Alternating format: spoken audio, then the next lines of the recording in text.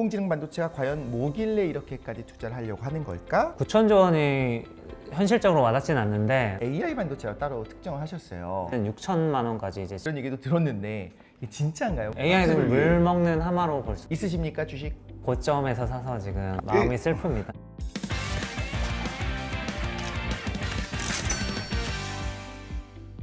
안녕하세요. 여러분과 함께하는 신한과학수다 시간, 과학을 채운 시간의 과학 커뮤니케이터 이덕신입니다. 최근 챗GPT를 개발한 오픈AI의 최고 경영자인 샘 올트먼이 자체 인공지능 반도체 개발을 위해서 무려 9천조 원에 이르는 막대한 금액의 투자금을 모으고 있다는 소식이 전해져서 놀라움을 안겼는데요. 제가 처음 보고 오탄한 줄 알았어요. 연일 뉴스에 오르내리는 인공지능 반도체가 과연 뭐길래 이렇게까지 투자를 하려고 하는 걸까? 다들 왜 이렇게 개발에 열을 내고 있는지 오늘 정말 제대로 알기 위해서 이분과 함께 낱낱이 파헤쳐 보도록 하겠습니다. 안녕하세요. 저는 한국전자통신연구원 지능형 반도체 연구본부에서 근무하고 있는 최재웅 연구원이라고 합니다. 만나서 반갑습니다.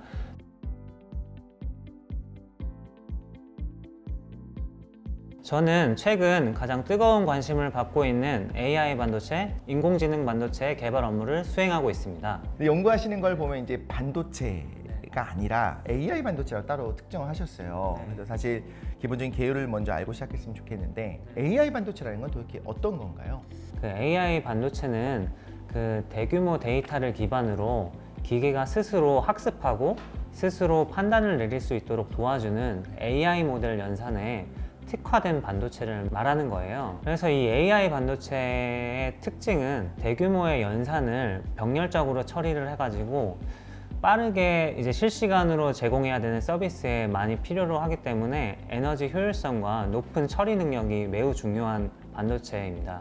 그래서 이제 실생활에서 AI 반도체가 많이 사용이 되는데요.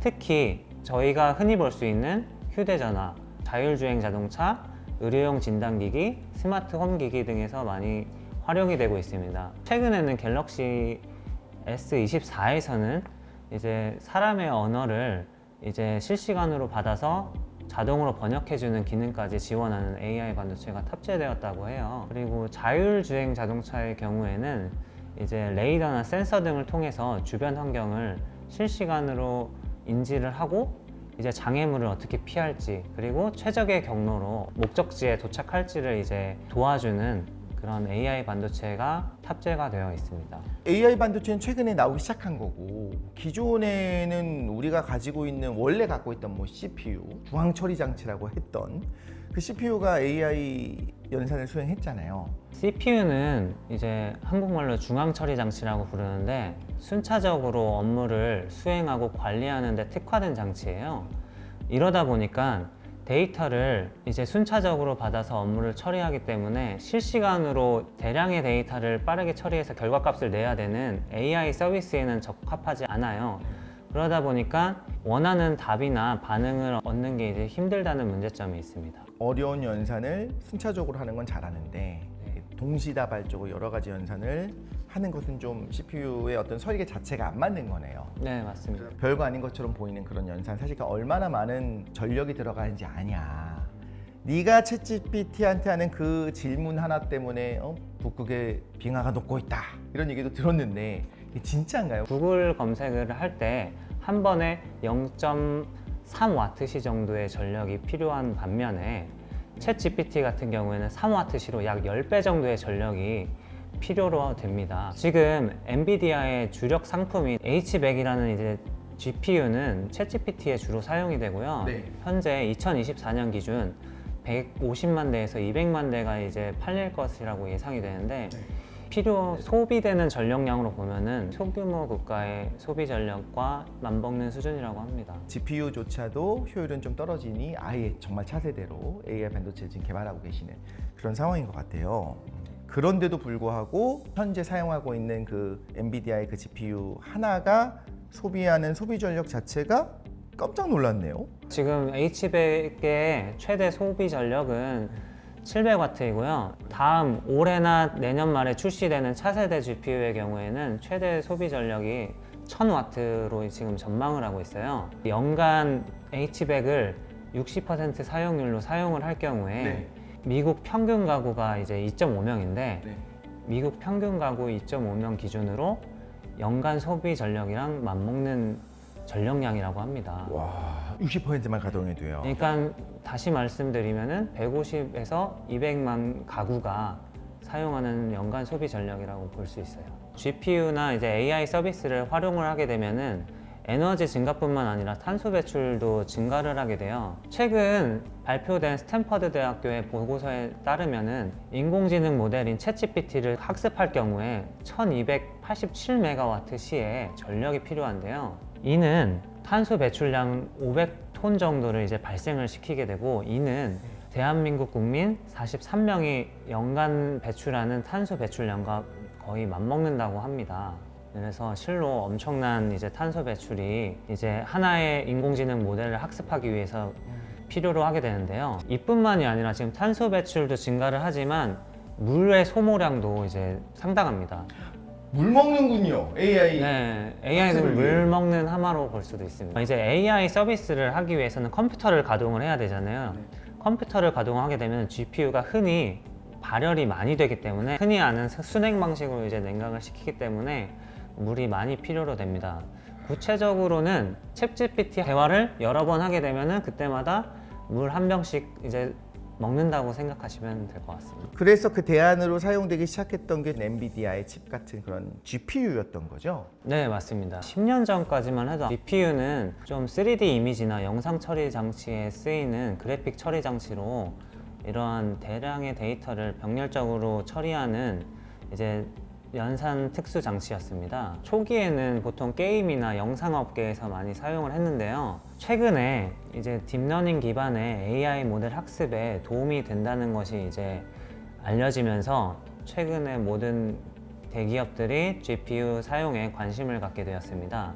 2012년에 이제 이미지 경연 대회인 ILS VRC라는 대회에서 그 딥러닝 기반의 알렉스 넷이 압도적인 성능 차로 기존에 있는 모든 모델들을 제치고 우승을 하면서 그래픽 처리에만 단순히 사용되었던 GPU가 이제 세상 밖으로 나오게 되는 계기가 되었어요. 그래서 이제 GPU 엔비디아 주가가 상한을 치기 시작했다라고 볼 수 있는 거잖아요. 네, 맞습니다. 그 GPU는 아마 10배 이상 이제 상승하는 곡선을 타면서 이제 모든 사람들이 다 알만한 이제 세계적인 기업이 되었어요. 근본적인 질문도 요걸 가야 될 것 같아요. 딥러닝 방식의 학습을 하는데 GPU가 CPU보다 적합하다. 그래서 뭐 인텔 같이 CPU를 만드는 회사보다 GPU를 만드는 엔비디아가 지금까지도 계속 상승을 한 겁니다만, 왜 근본적으로 GPU는 뭐 하는 애기 때문에 왜 더 효율적이다라고 얘기할 수 있을까요? GPU와 CPU의 차이는 코어 개수에 따른 업무 처리 방식에 있습니다. CPU는 보통 2개에서 16개 정도의 코어를 가지고 있는 반면에 GPU는 수백 개에서 수천 개의 코어를 가지고 있는데요.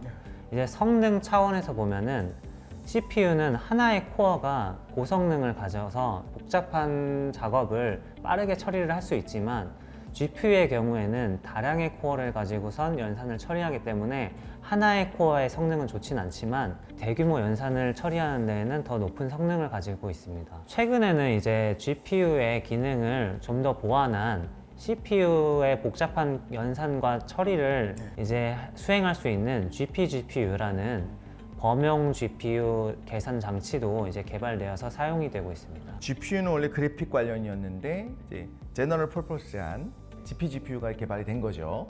이제 요거의 필요성을 느끼고 CPU 너는 박사 수학자니까 지시만 해라. 이제 조수로서 정확한 역할을 말씀이십니다. 할 수 있는. 정말 이런 AI 학습을 위해 지금 현재 사용하고 있는 GPGPU의 대표적인 회사가 엔비디아죠. 있으십니까, 주식?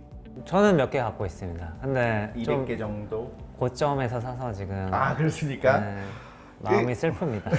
압도적인 기술의 그 차이가 있기 때문인가요? 아니면 뭐 우연인가요? 왜 인텔, 왜 이런 데서는 못 만들고 왜 엔비디아라고 하는 회사가 그걸 갖고 있는 걸까요? 많은 분들이 사실 되게 궁금해. AI 소프트웨어가 엔비디아 구조 자체를 기반으로 이제 세워져 있었기 때문에 이제 다른 빅테크 기업들이 만든 GPU와 호환이 되지 않기 때문에 지금 향후 앞으로 5년 이상은 엔비디아의 GPU가 시장에서 독점 체제를 유지할 것이라고 생각이 됩니다. 우연이었던 거죠. 처음 시작을 할 때 엔비디아에서 우리 GPU를 사용할 수 있는 명령어 세트 쿠다 같은 것들을 오픈을 해줬어요. 이거 사용할 수 있게 해줄게. 그래서 명령어 세트를 내놨는데 초기 개발자들이 엔비디아의 명령어를 사용한 거죠. 그러니까 그 후배들이 이제 갑자기 이제 AMD나 다른 회사 걸 사용하려면 처음부터 다시 개발을 해야 되는 상황이고, 그죠? 네, 이게 AI 소프트웨어가 거의 다 모든 소프트웨어가 쿠다 기반으로 작성이 되다 보니까 이 네. 생태계 전반이 엔비디아에 맞춰서 움직이는 경향이 없지 않아 있고요. 이제 모든 사람들이 이런 엔비디아 구조 기반으로 이제 코드를 작성하다 보니까 다른 타사의 GPU에 맞는 적합한 코드로서의 그 기술이 개발이 되지는 않고 있는 상황입니다. 그래서 이제 구글이나 애플, 아마존, 뭐 인텔, 퀄컴 등과 함께 이제 삼성전자, 하이닉스 등 모든 반도체 기업이 자체 GPU 개발에 이제 나서고 있는데요. 제일 대표적인 이제 기업 중에 하나가 아까 처음에 설명을 해주셨던 오픈AI의 챗 GPT입니다. 네. 오픈AI의 그 CEO인 샘 올트먼은 정말 대단한 게 일단 9천조 원을 펀딩을 받아서 그러니까요. AI 생태계 전반을 엔비디아 중심에서 이제 오픈AI 쪽으로 가져오겠다는 욕심을 가지고 있습니다. 이게 얼마나 대단한 거냐면은 AI 반도체 개발뿐만 아니라 그 반도체를 생산하는 공정까지 증설을 해가지고 그 오픈AI 중심의 반도체 생태계를 이제 만들겠다는 계획을 가지고 있습니다. 파운더리를 사용하는 것도 아니고 본인들이 직접 만들겠다고요? 가능하다고 보십니까? 9천조 원이 현실적으로 와닿진 않는데 만약에 그 정도의 금액이 모인다면은 가능할 수도 있다고 생각을 하고 최근에 이러한 그 펀딩 금액을 모으기 위해서 국내 삼성전자나 하이닉스의 임원진들을 방문해서 생산 일정에 대해서 이제 논의를 한 적도 있고 되게 활발하게 지금 펀딩을 하고 있기 때문에 앞으로의 일은 잘 모른다고 봅니다. 이런 모습 그런 얘기를 했대요. GPU를 마약보다 구하기 어렵다. 너무 구하기 어렵더라. 그만큼 이 GPU 구하기 자체가 돈을 들고 가도 구하기 힘든가 봐요. 네, GPU를 최근에 가장 유명한 모델인 H100 같은 경우는 네. 가격을 올려서 팔아도 구매하고자 하는 사람들이 줄을 서는 정도인데요. 작년 기준으로 4,700만 원 정도 하나에. 하나의 가격이 그랬다면 네. 현재는 6천만 원까지 이제 치솟았습니다. 그 정도로. 네. 이러한 배경에는 챗 GPT나 AI 서비스의 수요가 급증하면서 이제 데이터 센터를 구축하기 위해서 이제 많은 GPU가 필요로 되어졌고 거기에 따라서 이제 가격이 올라간 것으로 보입니다. 이 정도 되면 지금 정도 되면 이제 좀 GPU의 단점이랄까? 이런 게 좀 부각되기 시작할 것 같아요. GPU의 단점은 크게 보면은 전력 소모량이 높고 제조 단가가 비싸고 이제 구하기 힘들다는 것입니다. 어쨌든 이러한 GPU의 단점으로 인해서 AI 모델 연산에 최적화된 NPU라는 장치를 국내외 대기업들에서 자체 개발하기 시작했습니다. 이 NPU는 특정 AI 모델에 특화된 연산을 하고 있기 때문에 적은 데이터로 단순한 연산을 수행하여서 빠르고 효율적으로 이제 처리하는 특징을 가지고 있습니다.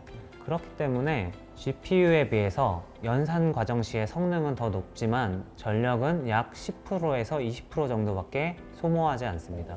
훨씬 좋은 거잖아요. 네, 맞습니다. 지금 현재 사용되고 있는 부분들이 있습니까? 지금 NPU 같은 경우는 현재 국내 기업들 같은 경우는 양산 준비 중에 있고요. 대표적인 기업으로는 뭐 사피온, 리벨리온, 삼성전자, 네이버 등이 있고요. 우리나라의 어떤 반도체 기업들 그리고 뭐 애트리 같은 이런 곳에서도 뛰어들어서 이제 하고 있는데 미래를 어떻게 보십니까? 미국 따라잡을 수 있나요? 반도체 국가 기술 경쟁력이 미국, 중국, 유럽, 한국, 일본 순이며 미국이 100점이라고 가정을 하면은 저희가 80점 정도 됩니다. 네.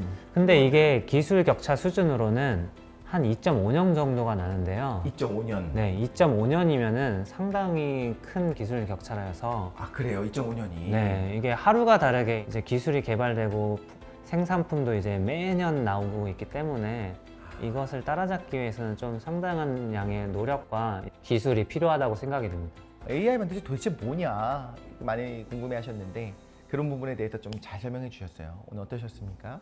오늘 되게 유익한 인터뷰였던 것 같고요. 모든 사람들이 GPU뿐만 아니라 NPU와 같은 차세대 AI 모델 학습을 위한 이런 반도체에도 관심을 가지고 우리나라에도 이제 여러 기업들이 지금 고군분투를 하고 있거든요. 그래가지고 좀 더 많은 관심을 가지고 앞으로 이 반도체 전쟁에서 좀 더 기술의 차이를 좁히기 위해 노력하는 것을 응원해 주셨으면 좋겠습니다. AI 시대를 맞아서 시스템 반도체 역할 그 중요성에 대해서 함께 알아봤고요. 엔비디아의 칩셋이 말씀하신 것처럼 성능 때문이 아니라 처음 시작에 있어서 약간의 차이가 이만큼을 만든 거기 때문에 어차피 NPU를 개발하는 거는 새로운 판이고 우리가 할 수 있겠다라는 생각이 들기도 하고요.